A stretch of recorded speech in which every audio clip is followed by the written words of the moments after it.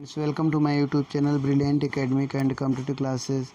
तो आज हम पढ़ाने वाले हैं कक्षा 11 की गणित, पहला अध्याय जिसका नाम है समुच्चय। तो समुच्चय शुरू करने से पहले समुच्चय के बारे में कुछ जान लेते हैं ताकि जो है समुच्चय की प्रश्नावली करने में हमें सुविधा हो। तो देखिए, समुच्चय की परिभाषा देख लेते हैं पहले। समुच्चय वस्तुओं का सुपरिभाषित संग्रह होता है। तो जो समुच्चय होता है वो वस्तुओं का सुपरिभाषित संग्रह होता है। ठीक, वस्तुएं कोई भी हो सकती हैं और सुपरिभाषित संग्रह से मतलब कि ऐसा समुच्चय जिसको हम परिभाषित कर सकते हैं। ठीक, कि वह समुच्चय किन चीज़ों का है और कौन कौन सी चीज़ें उसमें शामिल है और कितनी संख्या में शामिल है, ये सब हम परिभाषित कर सकते हैं। तो वो क्या कहलाता है?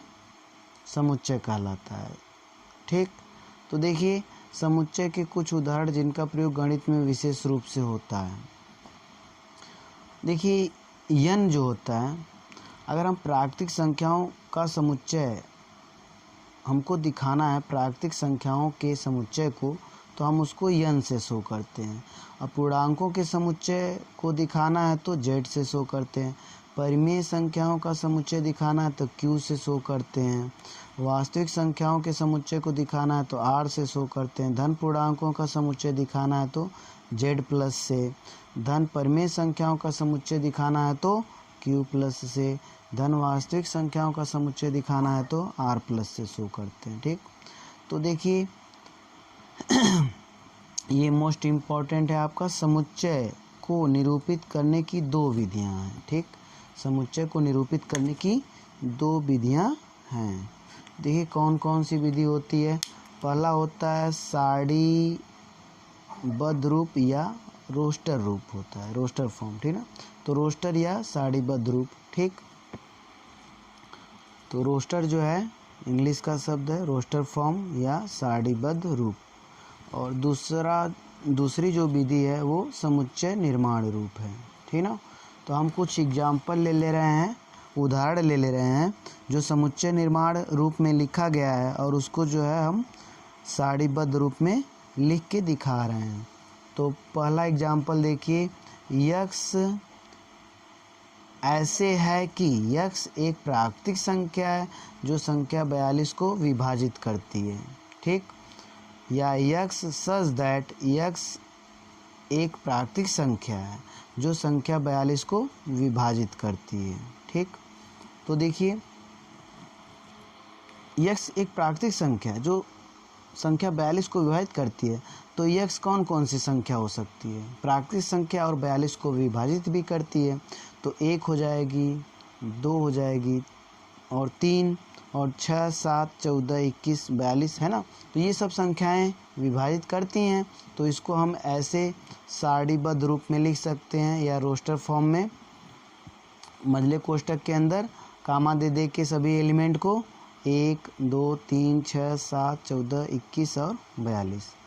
तो देखिए यहाँ पे हमने इसको किस रूप में लिखा है? समुच्चय निर्माण विधि से लिखा है और यही चीज़ जो है रोस्टर या सारणीबद्ध रूप में लिखी गई है। ठीक, दोनों चीज़ें सेम है, केवल लिखने का तरीका अलग अलग है। तो अब और कुछ एग्जाम्पल उदाहरण ले लेते हैं।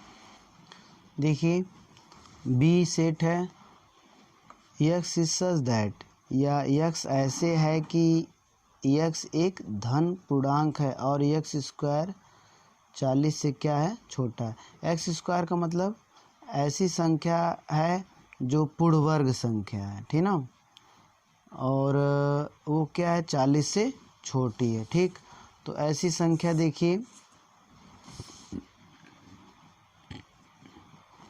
1 का स्क्वायर,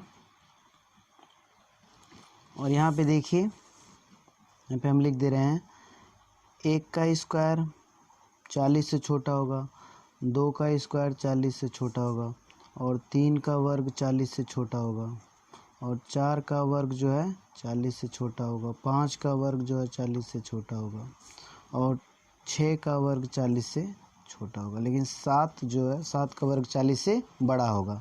तो ये देखिए ये x मिलेगा हमको, 1 है यहाँ पे, 2 है और यहाँ पे 3 है, यही सब x हमें मिल रहा है। x क्या मिला 1 और यहाँ पे x बराबर 2। तो ये सब संख्याएं जो हमें मिलेंगी x इक्वल टू, ठीक। यहाँ पे लिखा गया है कि x is such that x एक धन पूर्णांक है और x स्क्वायर क्या है 40 से छोटा है, ठीक ना। तो x एक धन पूर्णांक है, देखिए x एक है ना, धन पूर्णांक है और इसका स्क्वायर 40 से छोटा है, और 2 x क्या है धन पूर्णांक है और इसका स्क्वायर 40 से छोटा, तो x हमें ये मिलेगा 2, ठीक।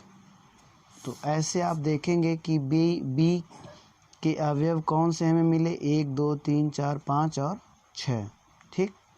तो ये देखिए आपका समुच्चय निर्माण विधि से लिखा गया और ये रोस्टर या सारणीबद्ध रूप से लिखा गया, ठीक। अब इसका उल्टा देखिए एक हमने उदाहरण ऐसा लिया है कि जो कि समुच्चय निर्माण रूप में लिखना है इसको, और ये लिखा किस में गया है, सारणीबद्ध रूप में लिखा गया। तो हमें पहले ये जानना पड़ेगा कि ये सारणीबद्ध रूप में क्या है। देखिए 1 का वर्ग है, 2 का वर्ग है, 3 का वर्ग है, 4 का वर्ग है, 5 का वर्ग है, ऐसे चल रहा है, ठीक। सारणीबद्ध रूप में लिखा गया है और ये संख्याएं कौन कौन सी, 1 का वर्ग, 2 का वर्ग, 3 का वर्ग। जब ये चीज़ें हम जान लेते हैं तो सीधे उसको ऐसे लिख सकते हैं कि x ऐसे है कि x एक प्राकृतिक संख्या का वर्ग है, ठीक। अच्छा, प्राकृतिक संख्या का ही तो वर्ग है, 1 का वर्ग, 2 का वर्ग, तो प्राकृतिक संख्याओं का ही वर्ग हो रहा है। तो x ऐसे है कि x एक प्राकृतिक संख्या का वर्ग है, ऐसे भी लिख सकते हैं। और इसी को समुच्चय निर्माण विधि से ऐसे भी लिख सकते हैं, x is such that x equal to n square, जहाँ n बिलोंग्स टू n है, ठीक। तो हमने देखा कि समुच्चय निर्माण विधि से सारणीबद्ध रूप में कैसे लिखते हैं और सारणीबद्ध रूप से समुच्चय निर्माण विधि में कैसे लिखते हैं, ठीक। क्योंकि इस एक्सरसाइज में या इस चैप्टर में कर लें तो ये चीज़ जानना बहुत ही ज़रूरी है। इसी के बेस पर अधिक से अधिक क्वेश्चन लगेंगे। तो आशा करते हैं आपको वीडियो पसंद आई है। यदि वीडियो पसंद आए तो लाइक, शेयर और सब्सक्राइब करें। Thank you for watching my videos.